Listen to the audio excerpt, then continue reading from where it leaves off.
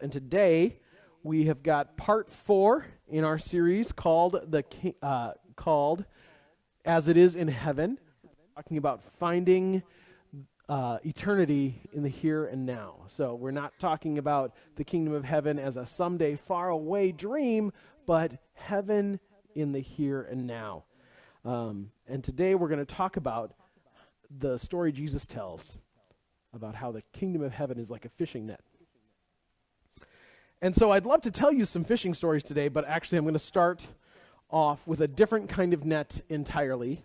We're going to talk about a net called Netflix. So last year, Netflix used its streaming platform to create a one-of-a-kind movie you may or may not have seen called Bandersnatch. Did you see this? Yes? So it won an Emmy. Primarily because of its revolutionary use of streaming technology. You see, instead of existing on the screen and you exist on the couch and you're just watching it as a passive observer, Bandersnatch was an interactive movie, like a choose-your-own-adventure book, but on the screen. And throughout the movie, you're given choices to make. Like, you have to make these choices, or else the movie doesn't keep going. Like, you have to choose what tape you're going to put in the car, a cassette tape. It's a way we used to listen to music. You have to pick which one. And so there's choices like that all the way through. And when you're all done, you can actually go back and try a different path and see what the other possibilities were. So it was really fun, and I found this truly captivating. I stayed up late trying every possible combination of choices. In fact, I actually researched it.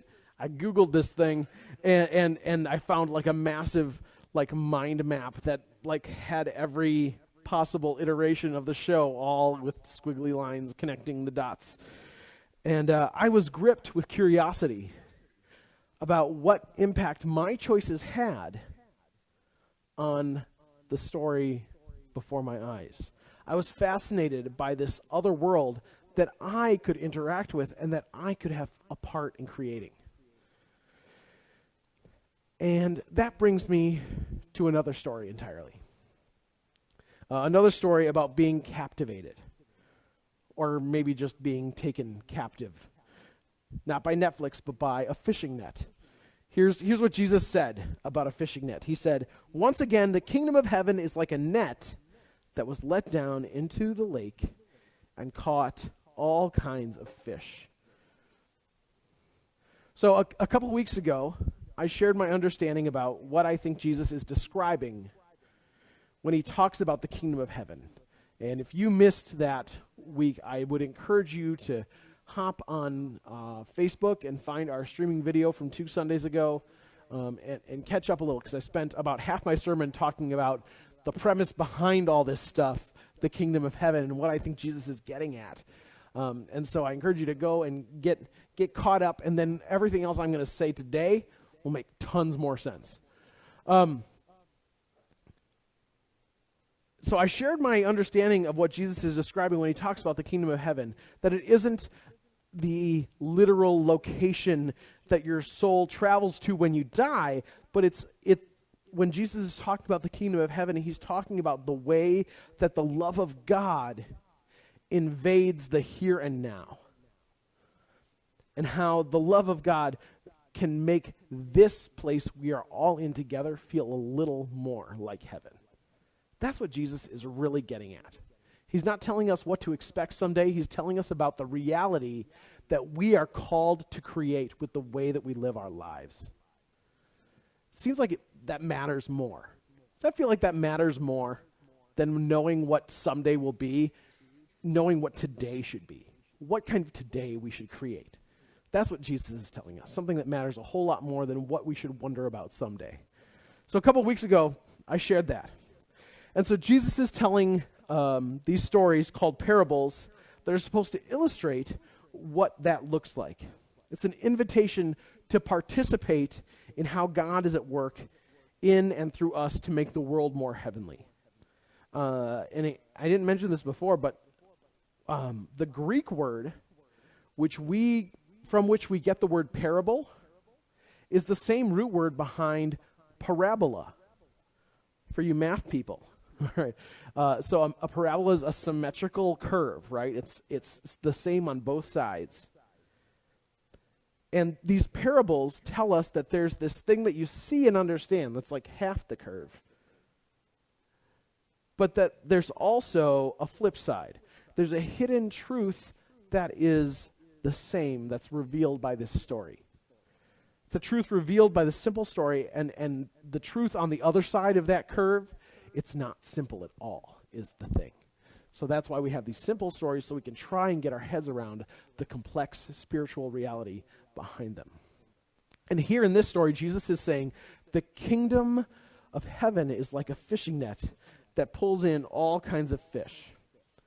And the thing about catching fish is the fish don't get to decide whether or not they get caught.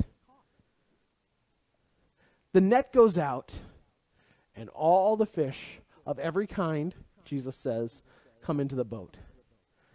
You see, a fishing net in Jesus' day was a lot different from the kind of like simple landing net with like the handle and the little, the deal that we're used to here fishing in Minnesota. In Jesus' day, a fishing net was this massive mesh of hand-tied knots that was thrown into the water and then pulled into the boat, and you bring in whatever happens to be in it. Whatever fish or other critters might have been in the way of that net, they all come in. And I think it's really a fascinating image of what it means for us to be caught up in the story of the kingdom of heaven. And that's really what I'm talking about today. What does it mean for us to get caught up in the story of the kingdom of heaven? Because for a lot of us, participation in Christianity mostly looks like going to church Sunday morning. Maybe you put a little something in the offering. If you're really super committed, then you volunteer a little bit. You help out with this or that. And we do all those things because we know that we should, right? That's why we help out around here. We are, after all, good, dutiful Midwesterners.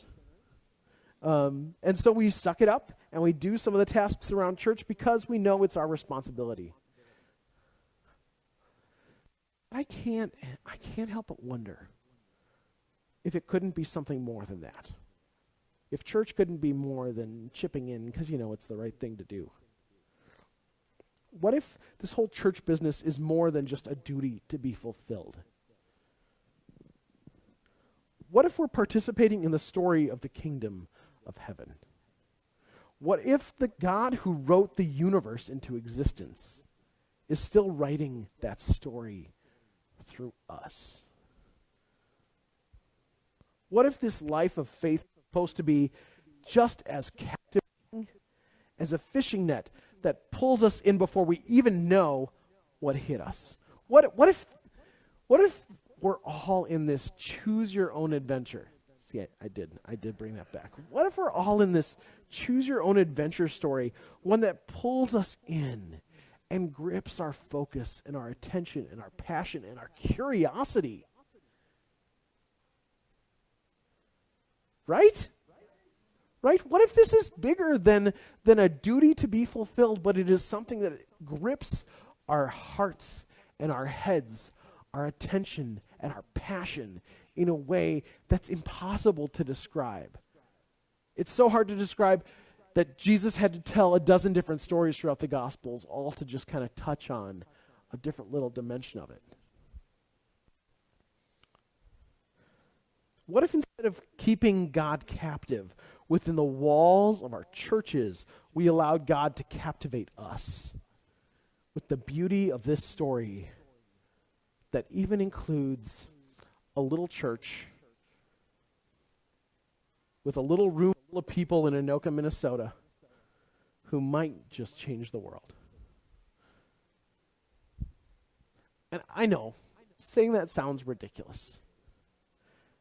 It sounds far-fetched. I mean, just look at us. We ain't much to look at. Let's be honest with ourselves. But then I remember that all the churches everywhere for the last 2,000 years owe their existence to 12 random dudes in the Middle East 2,000 years ago.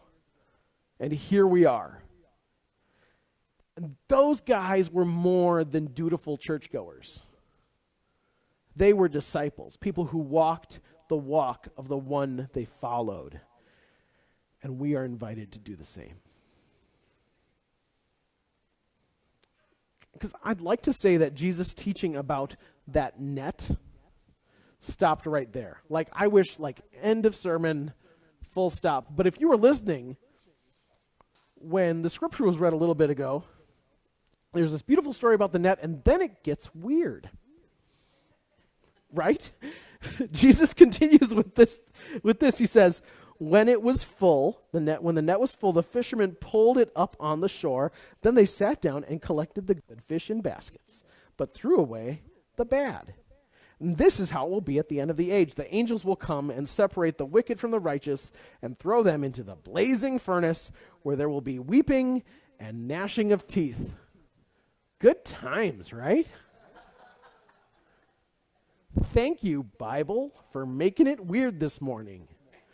All right. So I don't know about you, but when I read these words, I felt a lot less captivated than the sentence that came right before. It sure sounds at first glance like Jesus went from words of acceptance and inclusion, this net that brings in fish of every kind, right? Acceptance and inclusion, to barking out judgment.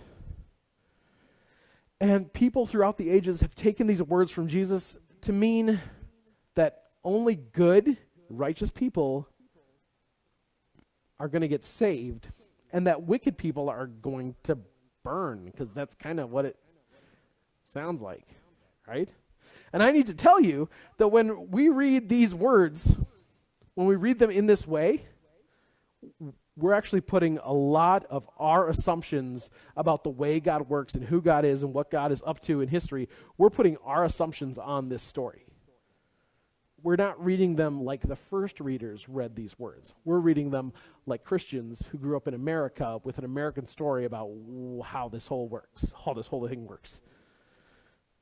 So let's take a step back for a second and remember that this is a parable, right? Right? Jesus is talking in pure metaphor. The net is the metaphor for the way God pulls everybody in, right? The net is a metaphor. We don't think that God has a literal net that God throws over the universe and pulls in all the people, right? We're totally comfortable with the net being a metaphor. But then we get to this part where Jesus talks about blazing furnaces and weeping and gnashing teeth, but suddenly, for some reason, we all take this literally. Yeah, you following? You following? Do you know anyone in your life who constantly lives at cross purposes with God? Someone who's judgmental, who seethes with hate, who fuels dissension and pulls people apart? What do you think it's like to live inside that person's head? We all know that person, right? What must it be like to live inside their head? It must be torment. Constant torment. For them, a world set right where all people are beloved and included, that would be torture. Because they've built their lives on division and separation and setting themselves above everyone else. You know, if they had to live in a world like that, they would be weeping and gnashing their teeth. Right? So, does that mean they aren't included in the kingdom of heaven? Of course not, because Jesus just told us that we're all in the net together. Fish of every kind. But it does mean that they won't enjoy it. They won't enjoy being caught up in the story of the kingdom of heaven until they can shed that old person and just accept their own conditionless belonging. So, I just touched on a really big subject just now, and I'm not going to talk about it anymore. But I would love to talk with you more about this after today's service. If you've got questions about this thing I just kind of touched on in brief. But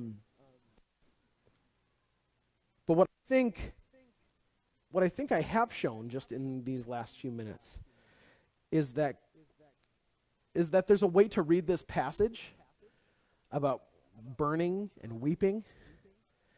There's a way to read this passage in which God is still consistently loving, consistently forgiving, consistently welcoming, and that's the God that we meet in the person of Jesus. That's the God that I've met here in this community of belonging and acceptance at Roots and Branches. So, recently I read a story about a guy named Pete. And Pete was a Bible scholar. That means he knew the Bible inside and out in its original languages. So he knew Greek, he knew Hebrew, he got a PhD. He's a regular smarty pants. And he taught at a college where the men and women in his classes, they'd graduate and then they'd go teach other people about the Bible as pastors. So he was the teacher of the teachers. He really had to know his stuff. He was the expert. He knew all there was to know, or at least he was as close to it as anyone can be.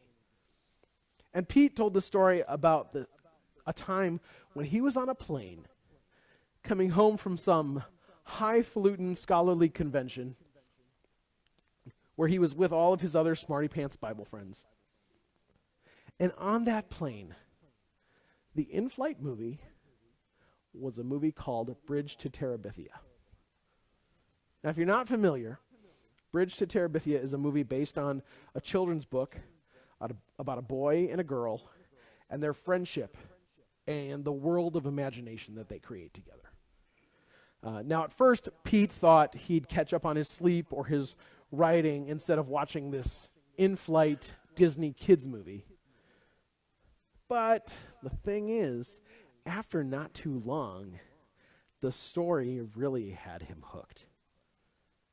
And so he's watching this movie, innocently enough, when suddenly Pete, the scholar, has a theological moment. Because there's a scene in the movie when they're talking about church. And they're talking about the Bible. Whether you have to believe the Bible, whether you have to go to church, and what happens if you don't.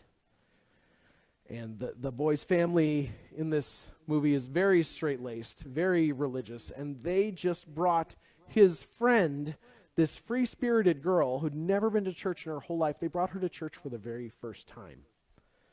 And it's while they're riding home in the bed of this truck, they have a really interesting conversation. And I actually have a clip that is going to work.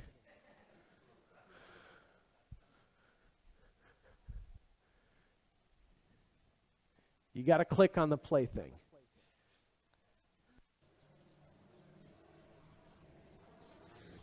I'm really glad I came. That whole Jesus thing, it's really interesting, isn't it? It's not interesting. It's scary. It's nailing holes through your hand. It's because we're all vile sinners. God made Jesus die. You really think that's true? It's in the Bible, Leslie. You have to believe it, and you hate it. I don't have to believe it, and I think it's beautiful. You gotta believe the Bible, Leslie. Why? Because if you don't believe in the Bible, God will damn you to hell when you die. Wow, Mabel. Where'd you hear that? That's right, huh, Jess? God damns you to hell if you don't believe in the Bible. I think so. Well, I don't think so. I seriously do not think God goes around damning people to hell. He's too busy running all this.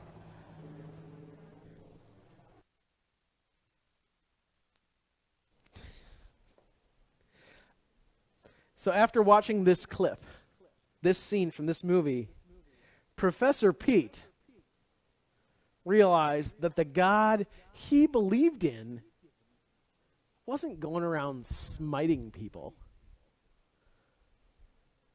Even though that's basically what he had been teaching in a college his whole career. A God who takes pleasure in judging us can't possibly love us as much as it sure sounds when we take Jesus at his word.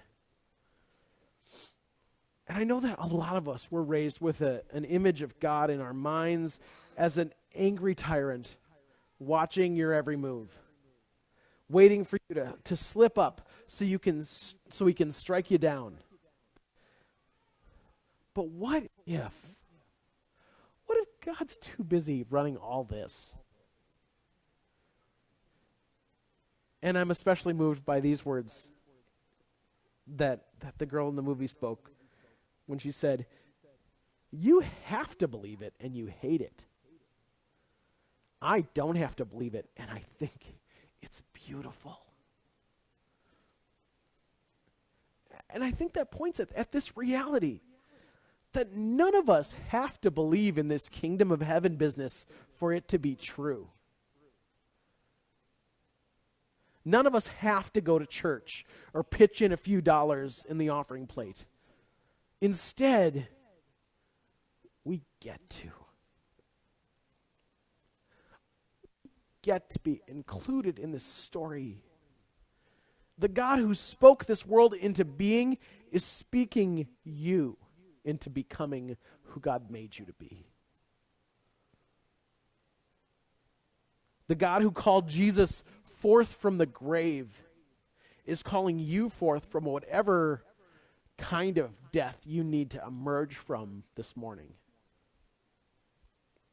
The God whose love holds space and time together is holding you even now, welcoming you into the boat with all these other fish. Hi, fish. That God is inviting you into the boat, inviting you into the story of how God's love is changing the world. Amen.